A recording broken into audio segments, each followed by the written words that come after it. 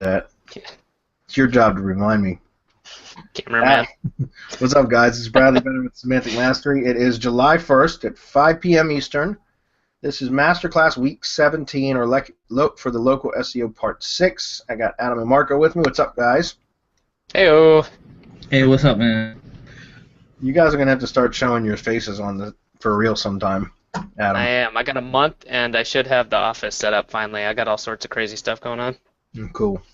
It's mostly the mess. I'm not scared of showing my face. It's just everything around me. So. Yeah. I want my camera to take over everything again. I've got my little pay no attention to the man behind the curtain thing going. All right, guys. Enough chit-chat. Let's get this show on the road. I'm going to go ahead and grab the screen. If you guys have any problems seeing anything, just let us know on the events page. Adam, just double-check, make sure that we're streaming okay. We are good to go. Okay, very good. All right, guys. So this is Local SEO Case Study Part 6. We're going to go talk about the last week review. Questions are welcome as we cover this, and I know I say this every week, and I feel like every week I expect there to be more time for questions, and then there typically never is.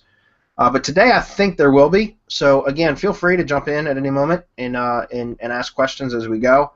And then I think next week we're going to talk about we're going to do more of a Q&A format for next week to kind of cover the last several weeks, and you'll see why as we go through this presentation. You'll see why. I think that's going to be a possibility. And you guys are seeing my screen, correct? Yes, we are. Okay. Citations review, we're going to talk about that a little bit. Rank tracking, we've got a little bit of data now, for just over a week of data now, so we can actually start looking at that, analyzing that. Prospecting funnel, that has been, the setup of that has been started. It's not complete, but it's been started, and that's okay. And we'll talk about finishing that as we get through these. Additional details still to come. The expense report, really nothing has changed there yet. Since last week I haven't spent any additional money. Goals for next week, and then Q&A. But again, Q&A is welcome as we go through this today. So guys, if you want, in fact, I believe there was a question already on the page that I wanted to get to.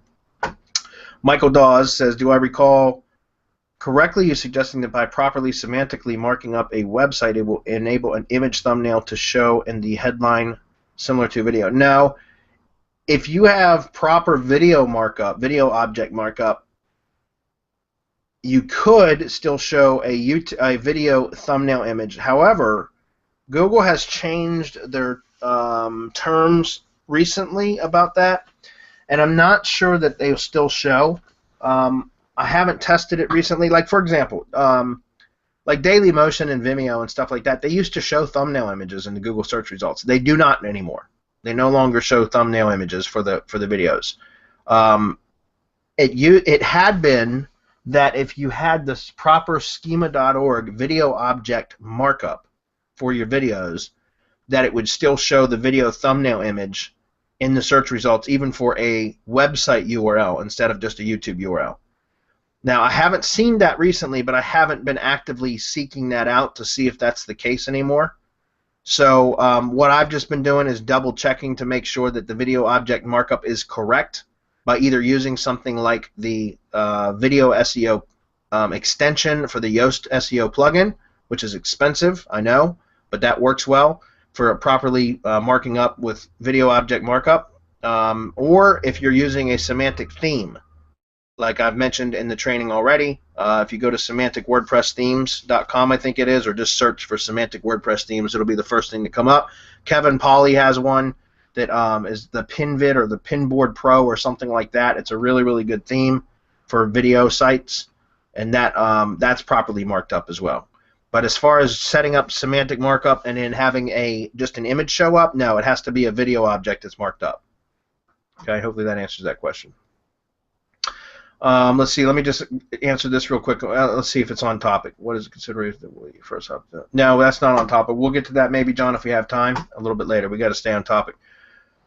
Okay. And again, guys, next week we'll probably have more Q&A. Anyways, more of a Q&A format for the entire training. If that's and we'll see. We'll talk about that in a minute. All right. So let's go ahead and jump into the citations review, guys. I told you last week that I was testing a new service. I had never tested it before, but Holly Cooper actually in her training mentioned Loganix, and I looked at their site, and it's a bit pricier than a lot of the services that I typically would use, but I figured I'd give them a day in court, and I'm going to show you what I have here. I actually am really impressed with their service so far. I paid $219 for their level 1 package. They have an upgraded package beyond that I think is $400. Adam, I'm going to just drop this, if you can paste that for me, please. This is the Google Doc report that they send, and I found that the communication from this company is really good. They've been really, really good about sending emails like every 2 or 3 days, just giving me an update on what they're doing. So if you guys are seeing the screen, this is just the client intake form. This is the form that we fill out when you purchase their citation building package. If you go to the citation audit, remember this was a brand new site, but what they'll do is they'll go out and audit the site and do a check on all of the kind of take an inventory of the citations that are already existing on the web. Then they mark whether they're correct or incorrect, and they make notes about it. You can see there's notes here. You see, and they're really, really good. This is the most detailed report I've ever received from a citation building company, just so you know. And I've tried many of them. And like I said, I use Andrew Scherer from Marketer Center most of the time, guys. I shared that link with you guys last week. If you need it again, just say so on the events page. We'll drop that link. But marketercenter.com. Andrew Scherer, he's a great guy. The prices you can't beat the prices for his service. But I can tell you, for the price that I paid here, I'm impressed, because although it was more expensive, it's a hell of a lot more detailed. The communication, they stay in constant contact with you. I'm just saying, I found this to be very good. So I'm going to be purchasing some additional stuff from Loganix for some of my other projects, and I'll keep you guys updated on the results of those too. But they have like a monthly service and stuff too for Citation Building Monthly. Here's the local directory submissions that they created. I believe it was either 20 or 30. I guess it was about 30 that they did. So these are the ones that they submitted. I had to scrub this spreadsheet, guys, because it had password information and stuff. But so they created 30 for it, and now what they're in the process of doing is building links to the citations through, I guess they have their own PBN networks or whatever. I don't know where they get the links from, but now they're doing tier 2 links to these. That's what they're in the process of doing now. And again, that was conveyed to me via emails that they've been sending to me. Videos. They create 3 videos, and then they submit those 3 videos to 5 different video sharing sites. You got picturepush.com, which I'd never heard of. There's vid.me, MySpace, forshared.com, and Picasa Web. So they created 5 videos or 3 videos and submitted those 3 videos to 5 video sharing sites. So you get backlinks from that, or citations. You get NAP listings. And then they did the same thing with photos. They created 5 photos or whatever, and then they submitted those to these 5 locations: Picasa Web, 23HQ, Panoramio, PBase, and photothing.com. So you can see those as well. All right, so I thought for $219, again, a bit pricier than what I would typically spend on citations or whatever. Like, I usually spend about $100 to $150 when I first set up a new site on citations. But this, and I usually end up getting 100 citations, all right, 75 to 100 citations, somewhere around there. In this case, I'm really only getting 30 typical citations, which are local directory submission citations. But then I'm getting, essentially 5 or 15, depending on how you look at it, video citations and 5 or 15 photo citations, and then they're doing a tier 2 link building to the citations, videos, and photos. All right, and I know that to be effective, and so if I don't have to worry about handing them over to my link building team and it's just all done all at once, it might be worth it. So I just want to share that with you guys, because I told you I'd be transparent with everything that I've been doing. And so far I found that to be a very good service, highly recommended so far. Only time will tell us how well it works. Okay, rank tracking for maps. I wanted to talk about rank tracking. I've got a couple different things here. I just talked about this in Hump Day Hangouts if you guys were there. If not, I use Bright Local. Adam, here you go. You can drop this in. This is a public report you can look at for Bright Local. This is what I use to track maps listings and also third-party mentions.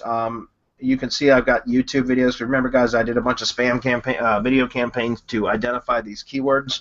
So what I like about Bright Local, this is a white labeled report, right? So I put my own, I've got my account set up to have my local agency logo and stuff on it. But this is for like the Gainesville Home Pros site. And so you'll see that there's the Google Organic in this column. And guys, you can have, when you set this up, you can have it tracked for Bing and Yahoo as well. I didn't for this report. I can actually go back in and edit it to where it will show Bing. But Bing, until yesterday, Bing wasn't verified yet. The Bing Maps listing wasn't verified yet, so I didn't care. But now I actually verified it yesterday. So I'll probably end up editing this report to include Bing data as well for next week or the following week or whatever. All right, but what's interesting is here's the organic rankings over here, which will also show third-party listings. You can see these are the YouTube videos. And here's Facebook number 49. What is this? City-data. It's number 39. As some of these citations that are just been built from over here, guys, as some of these become indexed, they will start to show up in this report. Okay, so you'll see that in this column. The Google Maps column, this shows how we rank in maps. Now, the site is doing some dancing right now. We're going to go through some organic graph listings here in just a moment, and you'll see that the site is dancing, which is it's perfectly normal, guys. The fact that I was able to rank number 2 in maps for several of the keyword phrases, like literally in minutes from verifying, I haven't seen that before. I've only seen that like one other time before. So I was really shocked with that, and I was impressed with it. But you know, now I'm seeing it start to dance and start to bounce, and that's, again, that's perfectly normal. Just the fact that it appeared when it first appeared as high as it did is a great sign. That means once the dancing is done, I'm probably going to be ranked number 1. And again, I don't know how much you guys you know, I've talked about this before, but ever since the Pigeon update, which was last year, in fact, shit, it's been a year and a half now.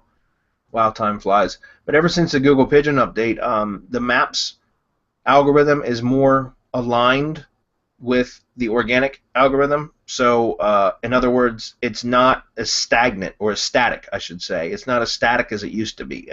What I mean by that is that it used to be that when, like, the Google Maps data was only refreshed about 4 times a year, so about every quarter, okay? And so you would end up ranking in maps or not ranking in maps, and then you'd have to wait 3 months to see all of the work that you'd been doing, if you know what kind of effect it had. Because and then when the maps would refresh, and a lot of the times back in the day before the Pigeon update, I would have new sites that I would set up and new maps listings that wouldn't rank for 3 months at all, right? Like they just wouldn't even be in the you couldn't find them really, or they'd be on like page 3 of maps, not in the 7-pack or the 5-pack or whatever was displayed.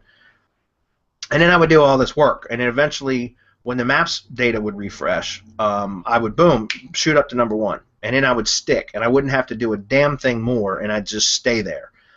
There was also, you know, so it used to be that way. It's not that way anymore.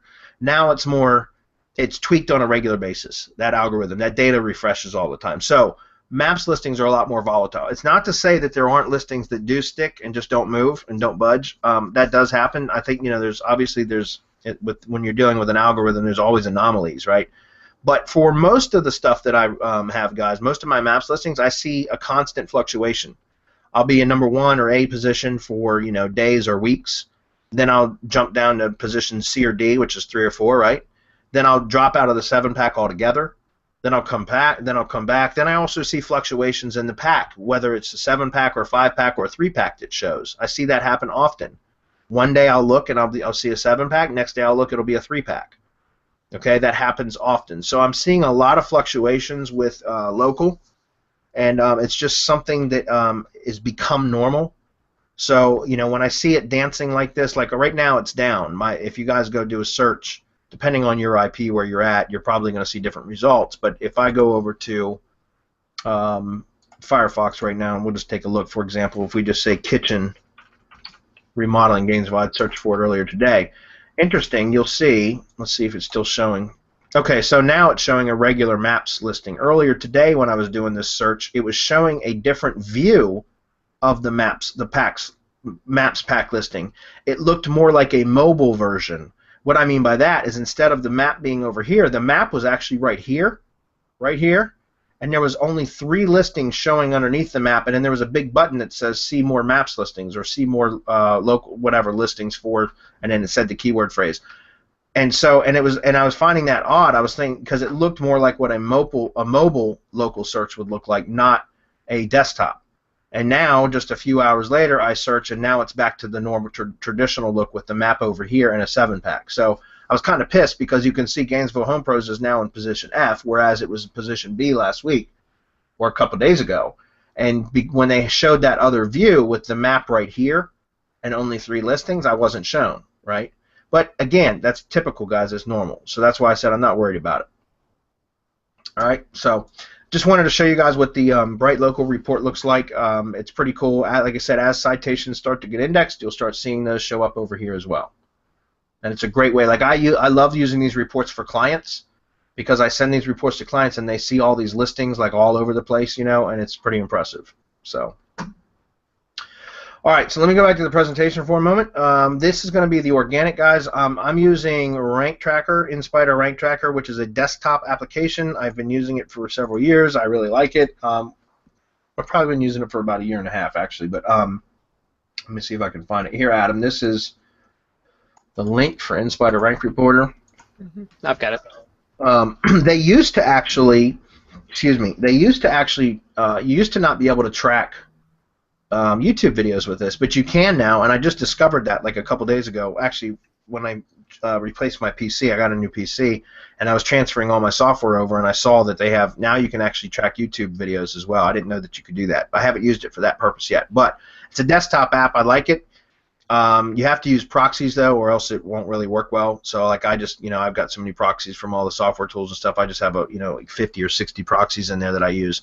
But it works well, and I like it, and these are the graph reports that it will create. So here are the 5 organic rankings, the main keywords that we're tracking. Home remodeling, Gainesville, VA. You can see some dancing again. Right now it's down a little bit from where we started. On 6/19 is where I first ran this report, and so now it's tracking history. And every time I run it, I have to manually run it, and I've ran it, you can see, 5 times in the last, I don't know, 14 days or so, 2 weeks. So that's home remodeling Gainesville. This is kitchen remodeling Gainesville. You can see I'm bouncing. Not a big deal. I'm not worried about it. It's a new site. Another one, bathroom remodeling. This one is basement remodeling. The other variation of that is basement finishing. I did not pull a report for that, but it's going to look similarly to this one. You can see that right now we're down to what, like number 29-ish, 2930. Okay, so we're bouncing. We're definitely doing the Google dance. And right here, this is for the shorter term remodeling Gainesville, the broader term, right? And you can see that this one's bouncing as well. So again, I'm not worried about it. In fact, one of our mastermind members, I had a one-on-one consulting session with him on Monday, so just 2 days ago, and he was asking, seeing similar stuff happening to one of his new sites that he set up. And I told him that the same thing I'm going to tell you guys. It's perfectly normal when you first set up a site. Within the first 30 days, you're going to see a lot of dancing. In fact, if you see good results right out of the gate, that's so, like, you get so excited. And then, like, a couple days later, it just drops out of the index altogether, or it drops below, down on page 4 or 5. Then you start getting worried. What did I do? What did I do? And you start thinking about all these things that you need to tweak and change and rearrange on your site to get your rankings back. And that's the worst thing you can do. Leave it alone. Because literally, and this is just a conspiracy, this is the conspiracy theorist in me. I'm not wearing a tinfoil hat, I swear. However, I feel that Google does that stuff intentionally to see if you're going to go in and make changes to your site, because then they know you're monitoring your rankings, which is what SEOs do, and you're trying to game the system. In other words, what I'm trying to say is, if you get an initial positioning, a real good positioning when you initially launch the site, and then you keep that for a few days, and then Google pulls that back from you. Okay, you've had enough. I'm going to take this away from you and put you down on page 4 and page 5. And then you immediately jump into your site because you freak out and you think that something's gone wrong, which most people will do, right?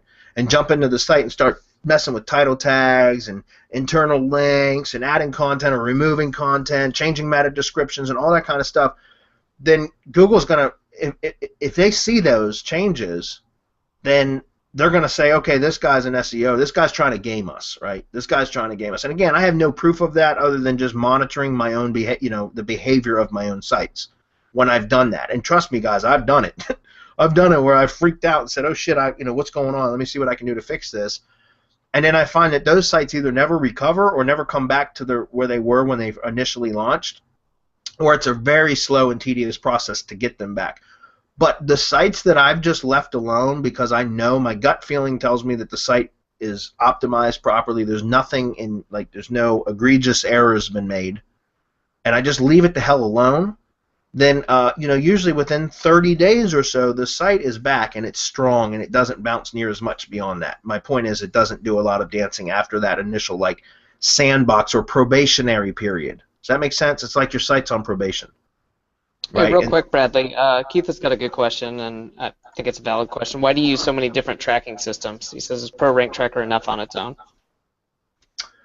Yeah, ProRank Tracker I just use for YouTube videos. I mean, you can use it, guys. If you have that and that's what you want to use it. That's fine. I have several different tools I use for different things. So, I use Bright Local for my maps ranking and for a lot of client reporting stuff because it does all the work for me. You know what I mean? I just put my logo on it. But for YouTube videos, I've been using ProRank Tracker for YouTube stuff, and then for InSpider Rank Reporter, I've just been using that for tracking because there's no limit to how many keywords I can use in this. Right, which is the problem with a lot of the cloud-based or app rank tracking applications is they have different subscription levels, and if you're tracking 150 keywords on one site, you can very quickly run up a rank tracking bill. So with ProRank Tracker, with InSpider Rank Reporter, it's a one-time cost, and then it's just a matter of proxies, right? So hopefully that makes sense. I use different tools for different things. Cool. Okay. If all you have is that one, just use it. That's it. Don't use it. You don't have to buy a bunch of tools. Okay. All right. So, anyways, my point is, guys, just remember the probationary period. When you first launch a site, you're probably going to see it do well. Then you're going to see it drop. Leave it alone. If you've done your on-page stuff properly, and that's why you also don't want to flood your site with a bunch of links when it's brand new either. You want to start layering them in, or building links to your site slowly and gradually, because otherwise, if Google sees a flux, other than press releases, a flood of links coming in, then they're going to, and you're in that probationary period, it could cause you to never be able to recover from it. Just keep that in mind. Okay, so good. We're only 23 minutes in. I think we're going to be good on time today. Prospecting funnel. I started the prospecting funnel here, guys. It's not done, but I got it started. So let's talk about that a little bit. All right, so what I did was on the home page or the root, because remember, I built that site on a subdomain, right? So let's go take a look at this. All right, so this is it. And you guys want to check the site out. It's just localhomepros.net, but there's the link. All right, so this is the actual site, the root domain. I went ahead and installed WordPress before. There was nothing there. I just did that over the last couple of days. I'm using the Optimized Press theme. I've just am putting a front page on here. Guys, I have not finished this at all. I got the headline in, the graphic in. I'm going to put a video here, and I did this part of it right here. The rest of this is whatever the default settings were from Optimized Press when I installed the theme. So none of this has been done yet other than just I got it installed. I'm just going to make this like a very generic, explaining what Home Pros is and hire local contractors, qualified, reputable contractors for all of your home improvement needs, blah, blah, blah. I'm going to have a little video down here, probably like a little animator explainer video. I'll just get somebody to do for me, probably from Upwork, that just explains why Home Pros is a great source for hiring local remodeling contractors. Something very generic, because I'm not going to rent this part out. This is just basically the the root domain, right, the parent domain. So, excuse me, all of the lead gen sites that I'm going to build are all going to be on subdomains, starting with Gainesville. You guys are only going to probably witness this one case study, but I'm going to keep building this out. There's no reason to spend all this time on a project and not turn it into a substantial income. So I'm going to be continuing to build out on this, most likely, unless some of you guys decide to unless I catch some negative SEO or something on the site, and in which case I just move to something else. But my point is while it's working, I'm going to continue to build it out. So, guys, I will finish this page out. It's not done yet, but I'll probably have it done maybe by next week. Okay. However, the next thing is because I want to be able to drive people to with the prospecting funnel. We've gone through prospecting funnel training in the course already, but you guys are going to see it firsthand as we progress through this project. And this is week 7, right, or week 6? This is week 6. Anyways, we're going to try to have this done within 6 weeks. Now I say 8, but we're going to talk about this a little bit later. What we're probably going to do is move on to the next case study, which will be the affiliate case study, while we finish this up. And I'll talk about that in just a few minutes. But let's go take a look at this. This is the actual, and I've got to get the title tags and stuff corrected, guys. But this is my actual prospecting page, what I call the pitch page. Okay, because the prospecting funnel, guys, remember, I'm going to be using my favorite method is to use video email to drive people to this page here, which is a pitch page. So it's going to be a 2-step process. Well, 2 steps from my end. I've got a virtual assistant right now who is he's like scrapes data for me. So in other words, he's going out and he's gathering contact details for remodeling contractors in Manassas, Haymarket, and Gainesville, which is like the 3 areas, Gainesville being the center, right? So he's collecting that data for me now. He said he'd have it to me by the end of this week, and so then I'll have video email addresses that I can send, plus all the contact details for those companies that I can send video emails to. The video email will be a very short, very brief call to action video. Hey, I've got leads. Go check it out. Go, click here to find out more. It's going to be very short. You guys will get to see that video when it's done. That's not done yet, okay? But then I'm going to use that video email to send to those people on the list, the lead list that my VA is collecting for me, and then I'm going to drive, when they click, it's going to bring them to this page. So this is my pitch page. All right, so here, Adam, I already sent it to you. I did finish, this page is built. This is pretty much done.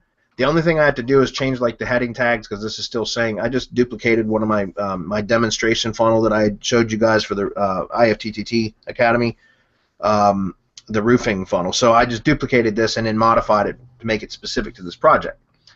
So this is the page. I did the video sales letter today, as a matter of fact. So this video sales letter was actually just produced today. And I modified this and I created, and this should be, I need to edit this slightly, because this should be a little bit bigger. It shouldn't have a scroll bar here. But this is a Google Doc right here that I'm going to require anybody that would be interested in purchasing these leads to fill out an application, basically to apply for these leads. This is for 2 reasons. Number one, because it gives it a perceived value, like it's a scarcity thing, right? In part, there really is 2 reasons why I'm using this. Because one, it makes it seem more like, hey, I have to apply to be able to buy these leads. It's not a straightforward sales pitch. Does that make sense? If you guys understand the psychology of that, it's saying like, it's one of those things where if you need to qualify to be able to purchase it, it makes you want to purchase it more and see if you're worthy, right? To see, would I qualify for this? So there's that aspect of it. Number 2, there are some questions in here that need to be. I won't just lease out leads to anybody. Like, they have to be licensed and insured, that sort of thing. So they have to be a reputable company. I'm not going to sell leads on one of my digital assets to a company that's got a shitty reputation. Does that make sense? Like, I don't do that. They've got to have the proper documentation. They've got to be licensed, insured, bonded, the whole 9 yards. They have to have good standing with the Better Business Bureau. Not no shitty reviews online. I mean, if somebody has 1 review, I'm not going to completely omit them. But if they've got a track record of bad reviews, then I'm not going to use them. And that's to protect my own assets, right? So anyway, so that's the other reason.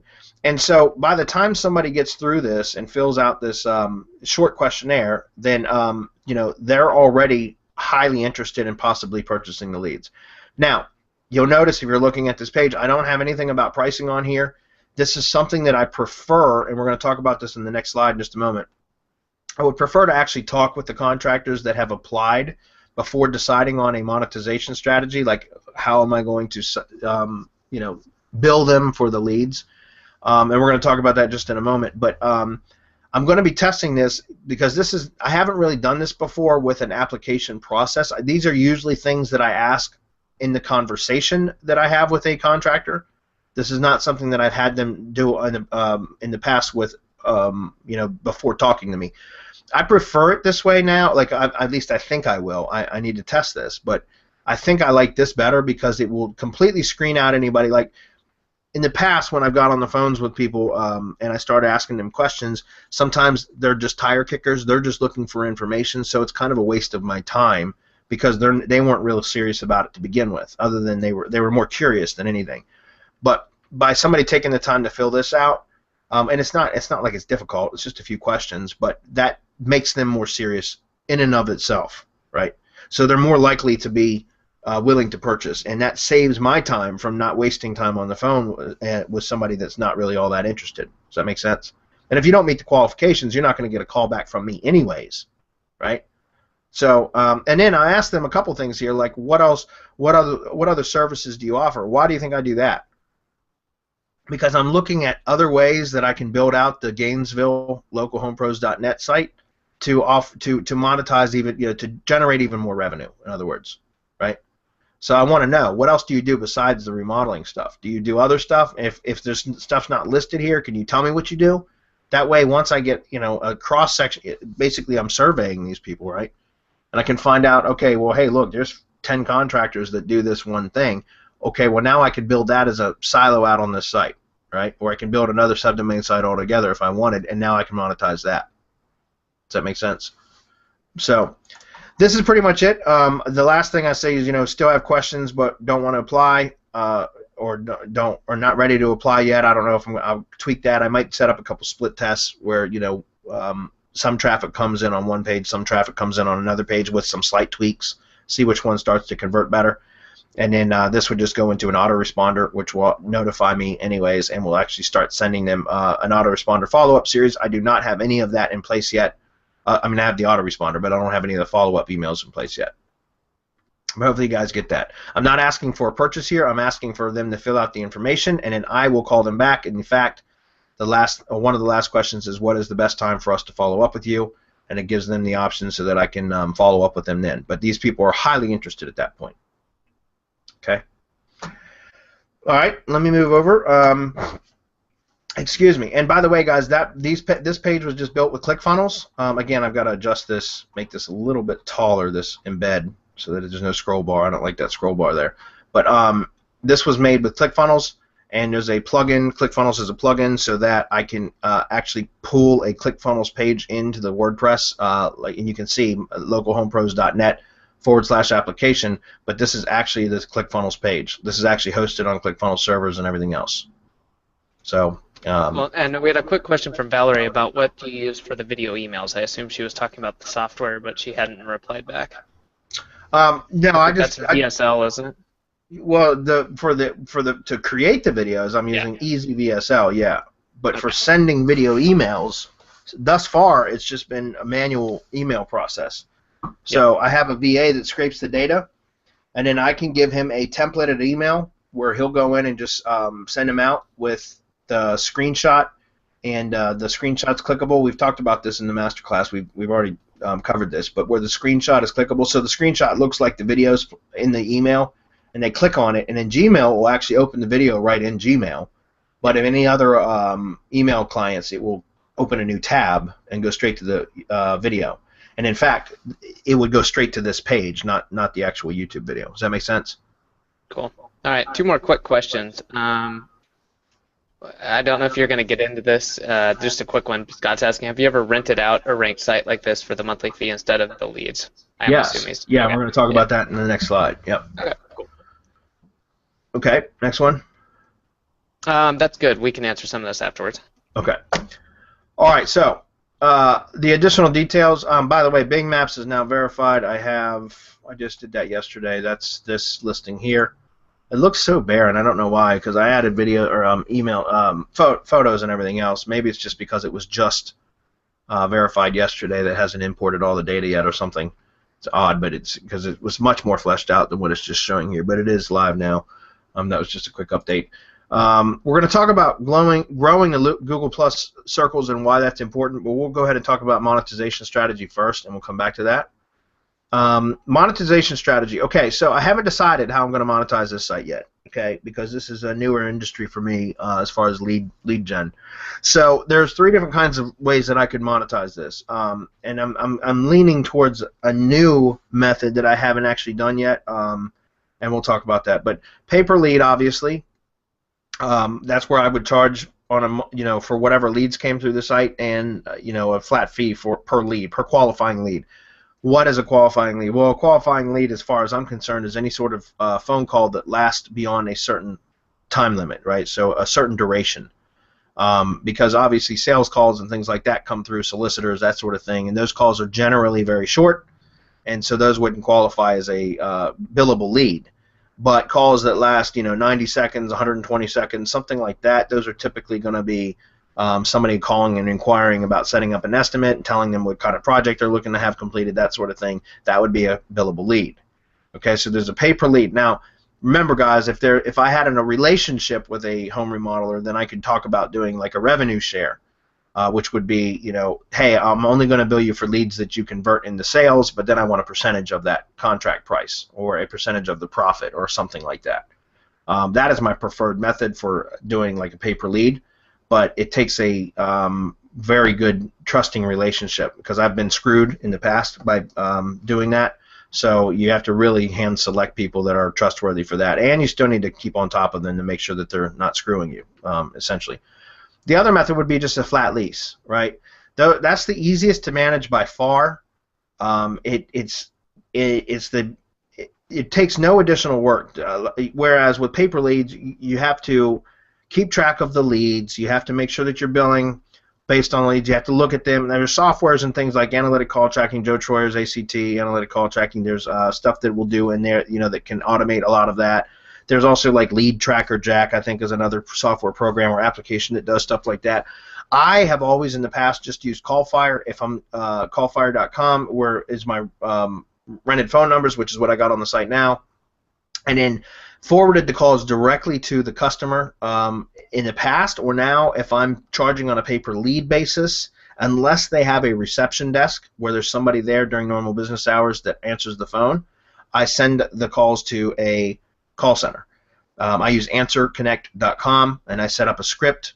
The call center people read, take the lead info based on the script that I give them, and then they forward the lead, or they can do a live transfer to the client, the person that's buying or servicing the leads, right? And so I like to use that model only because a lot of my contractors, I've mentioned this in the past, but a lot of my contractors are working contractors, which means that they actually are doing their job, not just running the business, right? And so a lot of the times they would miss calls because they were in the process, in the middle of doing whatever their job was, and they miss a call, and then that's a lost lead. So when I started using a call center to capture the lead so that all calls were answered 24 hours a day, 7 days a week, my revenue instantly shot up. So did my expenses went up too, but my revenue also went up. My profit increased because I was able to capture a lot more of those leads that were being missed before. Okay, so pay per lead is a good model. It requires more infrastructure and more management. Leasing is great because it's cheap. It's easy to set up and it's easy to manage. It's literally, hey, look, I'm going to charge you $250 a month or $300 a month or whatever it is to rent this site from me, flat fee. That's it. And in fact, all I need to do then is forward the phone directly to their phone number, right? I don't have to worry about going through a call center. I don't have to worry about tracking how many calls came in. If they want to see that data on a monthly basis, I'll be more than happy to send them a call report. But the calls can go directly to them because I don't give a shit whether they convert the calls or not. That's on them, not on me, right? If I'm leasing them the site. If it's a pay per lead, I don't care if they convert the leads or not. All I'm getting paid for is qualifying leads, which means a phone call that lasts beyond a certain duration, right? But again, leasing is just a much simpler model. Now, there's a newer model that I have not tested in the past, but I was considering doing this with the Gainesville Home Pros, and I don't know that I'm going to do it yet. And we've got some time, and that's why I think we're going to move on to the next case study while this stuff gets worked out, the prospecting end of it. And also, part of the reason why we might move on, guys, and then we'll, obviously, as more progress is made, we'll make another week's session of masterclass about reviewing this case study and showing the progress, sharing the progress, and everything else. But because as it stands right now, until we're out of the probationary period for the site, with right now it dancing the way that it is, I can't really start prospecting with it just yet because it's not securely or stable yet in the top of the search results, which it needs to be really. I don't want to be prospecting and sending potential leads to lead buyers or clients for me. I don't want to be sending them to say, hey, yeah, I can rent you this site. Oh, it's in position F in maps right now. No, that's not very good. I need it to be stable, ranked near the top of the search results, right? That means maps plus organic, which right now the organic's doing the typical dance because it's a new site. So I'm going to have to spend some time stabilizing those rankings before we can really prospect hard, or else I'll waste those leads that I'm prospecting to.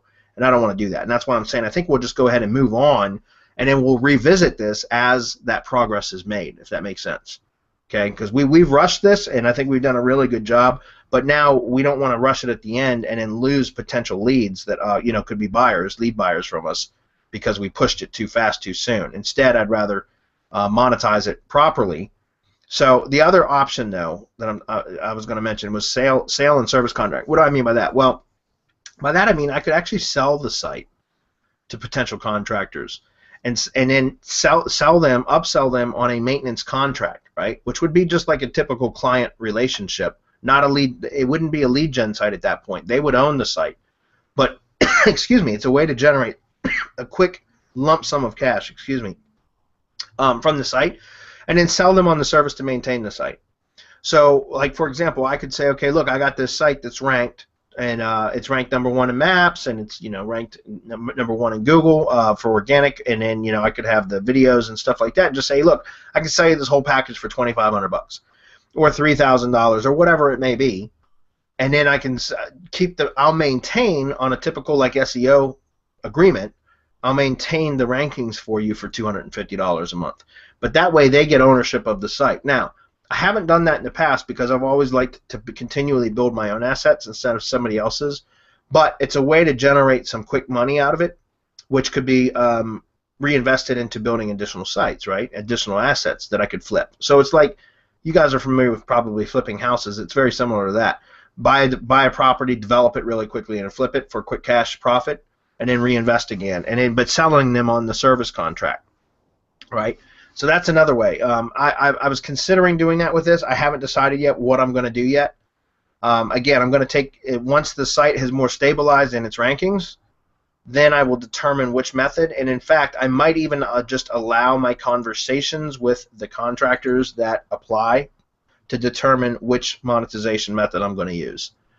Does that make sense? Because what might fit for one contractor would be pay per lead, while another contractor might be like really interested in actually purchasing the site because they maybe they don't have a site and they're going to basically be stepping into automatic top ranking positions and they can call it their own. Then there's somebody else that might just want to lease the site. So it really depends on the conversations I have with the contractors. So long as they qualify, they apply and they qualify, then I'll allow those conversations to lead me into which way I monetize the site. Hopefully that makes sense, guys. But it's not, they're in my opinion, from my own business, my own experience, guys, like having a one-size-fits-all solution isn't the best way to go. Customizing it slightly is, and like I've always found better relationships with clients or lead buyers or whatever if I can work out something specific to their needs. And I found that ends up being a longer-lasting relationship than just a typical client relationship. So that's my plan. And I will certainly clue you in on that as we progress. Hopefully that makes sense. Do you have any questions, Adam?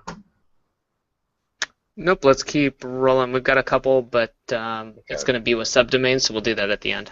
Yeah, we'll do that in a minute because we're just about done with these slides, anyways, guys. I'm glad we had time for this. Okay, so we're going to talk about growing local Google Plus circles. Guys, this is really a great way to get some additional, like I call instant SEO out of by just using Google Plus, okay? Because remember, guys, we're SEOs, so we know to be logged out of, use a clean browser when we're doing searches and stuff like that so that we can see clean results and not skewed results based on cookies and stuff like that. We know that, but your average person, your layman, your civilian, right? They don't know that. Most of them, 98% 8% of them don't know that, right? And so they're going to be logged into Google, and they're going to have cookies, and they're going to also be displaying what's known as personalized results, right? So, for example, if we come over here, am I logged in? Yes, I'm logged in with this persona, which is Ken Ware. He's the persona that is part of this case study. So, if you look right here where it says hide private results, you'll see that here, guys.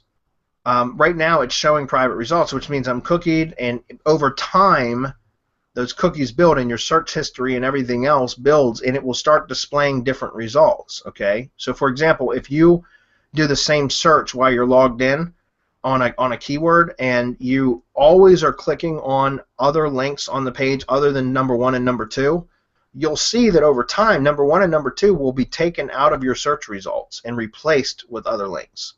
And that's Google, because they're customizing their search results based on your search habits, meaning if they have record of you searching a keyword and you're always skipping those 1 or 2 links or whatever it may be, over time Google's algorithm is going to determine that you don't find those links useful, and so they're no longer going to display those links to you. Okay, does that make sense? It's personalized or customized search results that is a learned behavior by Google's algorithm. Okay, and that has to do with cookies and has to do with search history and everything else. And so most people are going to be logged in all the time, and they're going to see those personal results, okay? And they don't know any better. They don't know to clean their computers. They don't know to use a fresh browser where you're not logged in, or to use incognito search, that sort of thing. A lot of people don't know that, okay? So Google Plus, you can take advantage of that and use Google Plus to get your posts instantly in front of those people, okay? And how you do that is by growing local Google Plus circles. And so, for example, this guy Ken, and guys, I've tested this both ways, where I've tried to grow circles for a page and I've tried growing circles for a persona, and the persona always outperforms the page. You can do it with a page, but it's going to take longer and it's not going to be as effective.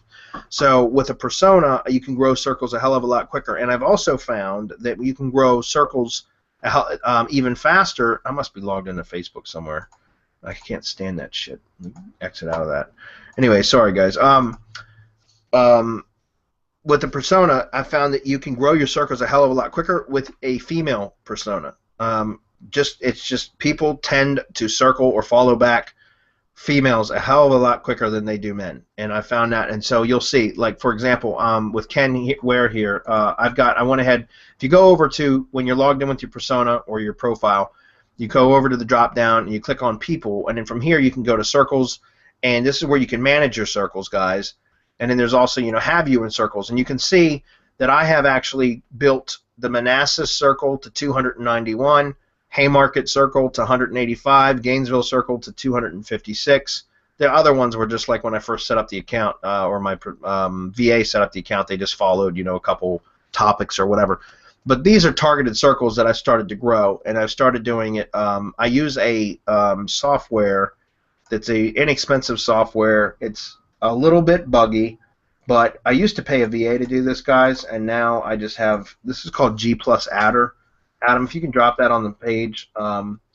It's a little bit buggy, but it's inexpensive, and I used to pay a VA to grow my circles, and I was paying $3 an hour, and I'd hire her for 10 hours a week, so I was paying $30 a week to manually build my circles for me, for my personas, for this very reason that we're talking about here, for instant SEO. And but then I found this software called G+ Adder, and I bought it. And I think when I bought it for like $32 or something. I think now it's like around $42. But anyways, and I was able to not use that VA anymore and accomplish the same thing with a piece of software that I paid for one time. And like I said, it's a bit buggy. It doesn't run flawlessly all the time. It's a bot, but it works fairly good for the price, and you're able to do this without having to pay somebody to do it for you. Okay. So anyways, I'm not going to run. We don't have time to run through how to use that software. Just check it out. Sometimes that sales page takes forever to load, guys. But if you're interested in it, it's just a few bucks. It's not a bad tool. But so what I've done is I've created these 3: Manassas, Haymarket, and Gainesville. There's still work to be done, and you can see that the only out of those 700 people or so that I circled that are very targeted, you can see that only 15 of them have followed me back or circled me back. Now, if this was a female persona with a attractive, lady's head as the profile image, this would be a lot higher. In fact, I ran a case study when I was doing it manually still before using that tool.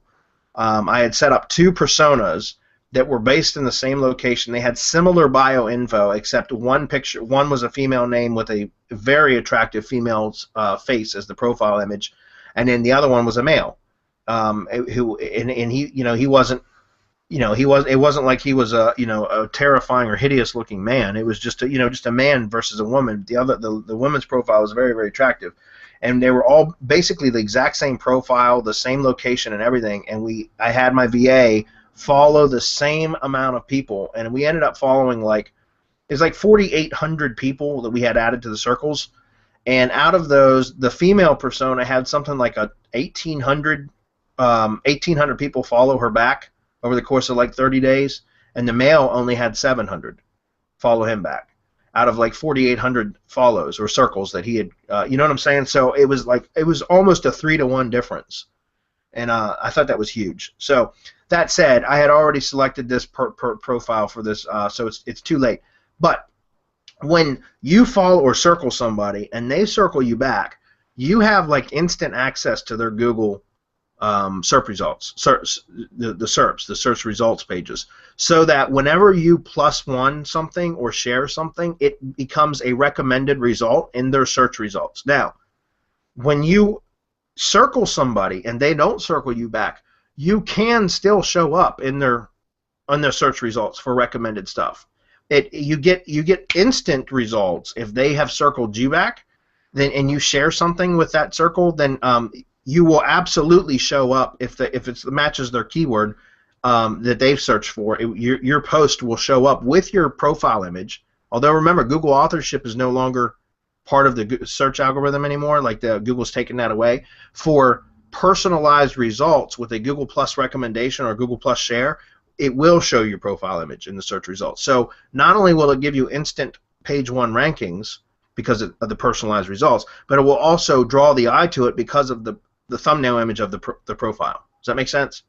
So just so you know, you still can, by sharing posts to your circles, even if they haven't followed you back or circled you back, you will still get in their search results, but it's not necessarily instant, and it helps if they circle you back, because then it's like you have flat-out direct access to them. So let me just show you what I mean by that, and we're going to move on. I don't want to spend too much time on it, but let's go ahead and click on this, and we're going to go over to the page. And for example, let's just go to kitchen remodeling. So I'm going to grab this URL. I don't have a social sharing button or widget on this site where I could just click a plus button. I probably should, but I don't. So I'm going to go ahead and copy this URL, and I'm going to come back over here to Ken Ware's profile, and I'm going to just go to home so I can post. It used to be you could post from up here, but since they started changing Google Plus around, you can't post from up here anymore. You have to go to profile or home or something like that. So now in here I could say,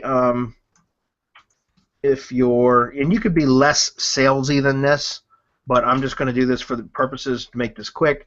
If you're looking to remodel, let's see, that dingy old kitchen or something like that, right?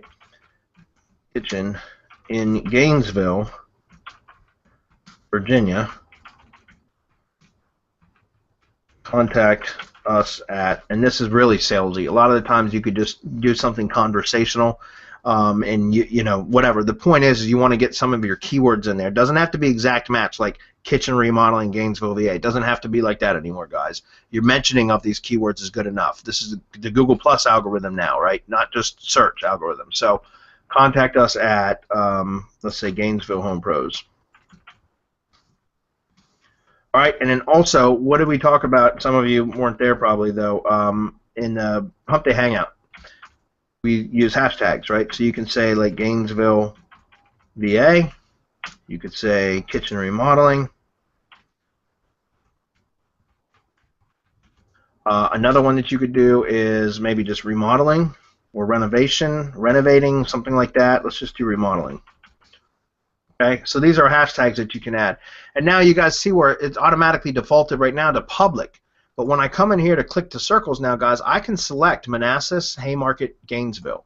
Now, what's really important here? Okay, this is what's important. All right, so when you share to a circle that hasn't, and to people in a circle that haven't circled you back, I told you that you can still show up in their search results pages if they were to search. If any one of the people, the 700 people roughly that are in these 3 circles, only 15 of them have circled me back. Those 15 are instantly going, this post will instantly show up on their search results pages if they search for kitchen remodeling, Gainesville, kitchen renovation, anything that's closely related. That's going to show up on their first page of Google search results. This recommendation will, okay, because they've circled me back.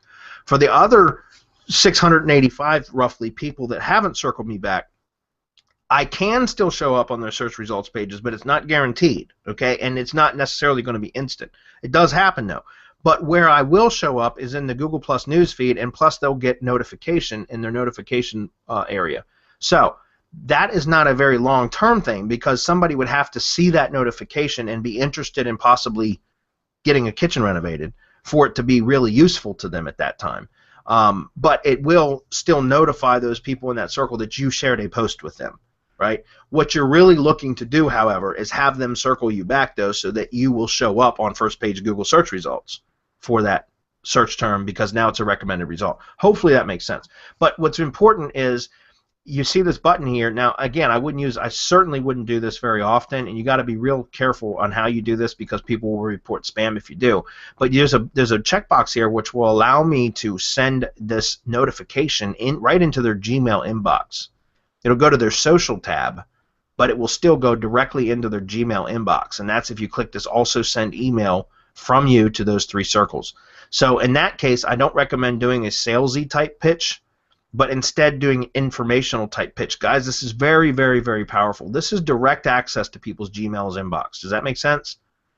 So if you guys can take a post and make it an informational, educational post about, you know, the 7 best things to do for kitchen to make your kitchen remodel produce a return on investment. Like, let's just use that as an example. Then you create a post about it, put it on your blog, and then share the blog post, you know, and say, hey, check out this new post on our blog about the 7 best things to do to create a return on investment for kitchen remodeling, and you share it to those circles and click the inbox button here, and you send it to them. Now it's not salesy at all.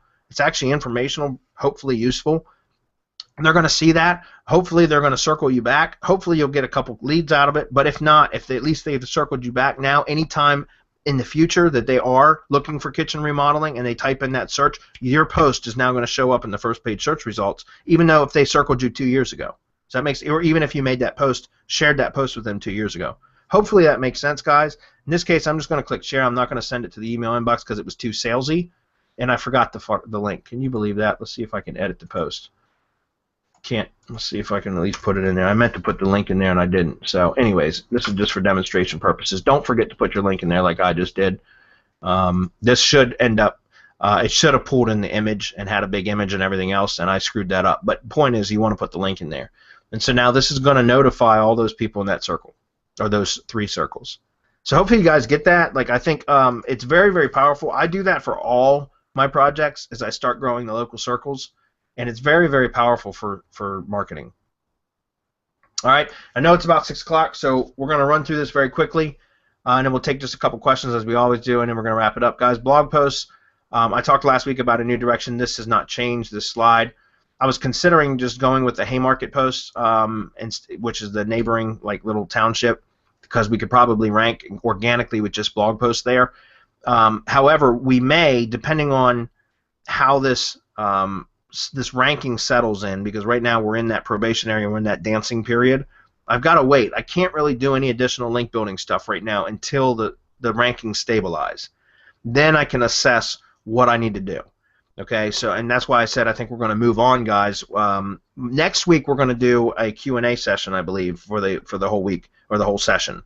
But then the following week I think we're going to start on the affiliate case study while I'm waiting for everything to stabilize, and then we'll come back and revisit this once it has stabilized and I make the decision on how I'm going to proceed. Okay, but If that's I might do the Haymarket posts. I might do some additional posts if needed to push like kitchen remodeling up or bathroom remodeling up. Okay, because remember the way we got the site siloed out right now is I could use, like you could see, I could do some additional posts right here at post level. Right now, this is top level page, top level category. This is a child page and a subcategory. So if I start doing some posts to reinforce kitchen remodeling, which I might need to do to push it up, right? Okay. Something else that I'm going to do is the prospecting funnel. I will hopefully have that 100% complete by next week, even though I'm not ready to prospect yet just because of the rankings not being stable yet. Okay. I still would like to have that done so that I don't have to come back and do that later on. Press release, I probably am going to do that. I said before I was going to hold off on that because I was ranking so well right at first. But I think I probably still will do it. It's a great strategy, guys, and also you can get your NAP, which are citations, right, name, address, phone number, into press releases, and that will help to also boost it in maps. So I probably will end up doing that. FCS and GSA for citations, I'm not going to do that just because Loganix is doing that for me with their link building. If I need to, after it's stable, everything's stabilized, then I will. But for the time being, that's going to be on hold. More videos for generating traffic. Don't think I'm going to do that right now. Don't need it. Haven't spent any additional money between last week and this week, other than I'm paying a VA for lead scraping, but I haven't received a bill yet for him. But I usually only pay I don't know, I think it's like $50 a week for him to do that for me. So it's not very much. I'll probably pay him $60 or $70. Okay. Goals for next week. Ad post for Haymarket, maybe. Like I said, I'm going to wait on those. Probably. Prospecting funnel completed, hopefully. I want to start emailing leads list if site is ready. I don't think it will be, though. I need to wait for rankings to stabilize so that when I drive potential leads to the site that it is indeed ranking, or else we'll have wasted those leads. So that's it. That's what I got. What questions we got? I know we're running out of time. So sure, I think we can get these done though. Let's see. Daryl was asking, have you targeted the geo circles, the Google Plus circles by niche, e.g. architects, builders? I think you answered that, and the answer I thought was yes. I mean, you've talked about this before, where you built your circles based on certain criteria. Yeah, you can. You can build your circles out based on industry. Except here's the thing: if you're if you're going to set up a lead gen business that is targeting, let's say, HVAC contractors, let's just say that, and guys, I've recommended many times that you focus in on a niche, not a location. If you focus in on a city and then do marketing for all businesses in that city, you have to learn all those different keyword sets, everything else. We've talked about this many times. But you're better off focusing in on one niche, one industry, learning that industry really well, and then doing marketing services for that industry all over the place to where you target multiple locations. That's the smarter, better, quicker way to scale. So in that case, then yeah, you would want to build out like an HVAC circle, for example, and then you could fill that HVAC circle with HVAC contractors from all across the country. And then you would have a direct access to HVAC contractors that you could market to. You could also set up location-based circles, and you could have people in more than one circle. So you could essentially have circles that overlap, and where that cross-section is, you could get really highly targeted into industry plus location. So it really depends on what your strategy is. In this case, all I'm targeting is homeowners, right? So anybody that lives in Manassas, Haymarket, or Gainesville. So all that they need, the only common denominator is that they have to have Gainesville, VA listed in their profile, and they're getting put in the circle. So again, guys, with Google Plus, you can get really targeted, super targeted. But the problem with Google Plus is having to build those circles. It's a hell of a long process to do if you're doing it manually. So the only way that I've ever found to be able to automate it, other than outsourcing it, is using that tool. And that tool is not perfect by any stretch, but it's better than nothing. That's my point. Okay. All right, let's see. Keith was asking too, for sales and service, can you still use a subdomain setup? That's a good question. Yeah, you can. Because essentially you could sell the site, and then if you're handling the management of it, then you're going to be under contract if you do a contract. To where you could manage it anyways, but they could own the subdomain, but not the root domain. So, or you could lease them the domain, because I mean, you don't own a domain when you buy it, right? You're just leasing it. You have rights to it, but you don't own it. So you can do the same sort of thing. You can basically act as a registrar to them, and sell them the site. And then if they decide that they ever want to part ways with you, then you could either clone the site and put it on, or clone In fact, I wouldn't want to do that. Like, I would make it part of the agreement with them to say, like, look, this domain is going to be leased to you. If you ever decide to stop using my services, but you want to keep the site, which they would because they purchased it, I would say, okay, then we'll install it on another domain. Like, and I would state that up front, put it in writing, whatever. We'll clone the site and put it on your own domain if you decide to leave. That's just part of the service because I own this domain. You're just leasing it from me. Does that make sense? Hopefully that's clear. I would keep control of that only. Sorry, Adam, but I would keep control of that only because if you're building additional subdomain sites on that, you couldn't give them rights to the full domain, right? So you couldn't necessarily piece that one piece off. You'd have to keep control of that and then maybe clone their site onto their own domain, which is, that's easy to do. So. All right, okay. And then Bob's asking this about a client site. He's saying he has a client site that's on the root. Should he create a subdomain and move the content over to the subdomain? For what though? I mean, why would you do that? I mean, I don't. If you've got a client site that's already on a root domain, I wouldn't mess with it. I wouldn't move it. I build everything on subdomains, guys, going forward. But I mean, I've got sites that I still maintain. I've got my own lead gen sites that are built on root domains from years ago. I'm not going to move them to a subdomain just to move them. I'm just saying everything going forward I put on subdomains because of the protection that it provides. So, but Mike, I wouldn't touch. Don't let sleeping dogs lie. If you've got a site that's that you've been working on, because it makes quite a mess if you start moving stuff. I wouldn't recommend it. All right, let's see. Roger was saying, how do you run a citation check? Roger, there's tons of tools out there.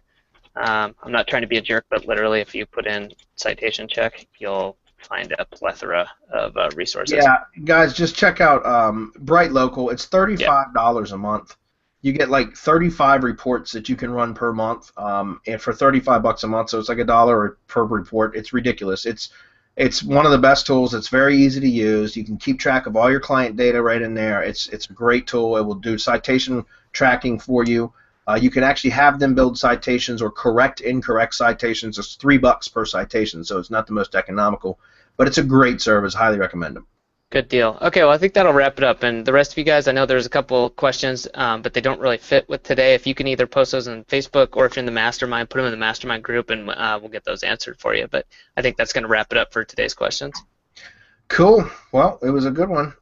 Guys, so by the way, Adam, I was going to ask you about maybe sending out a survey, but I think we're just going to go ahead and make the executive decision that next week is going to be mostly Q&A. Okay. Primarily about the case study, guys. There can be some random questions in there, but we're not going to let this overrun with just random questions. It should be, most of the questions should be on topic for the case study. I will have a couple updates for you guys, but it's not going to be mainly a lesson next week as it will be a Q&A session because I talked about doing that anyways.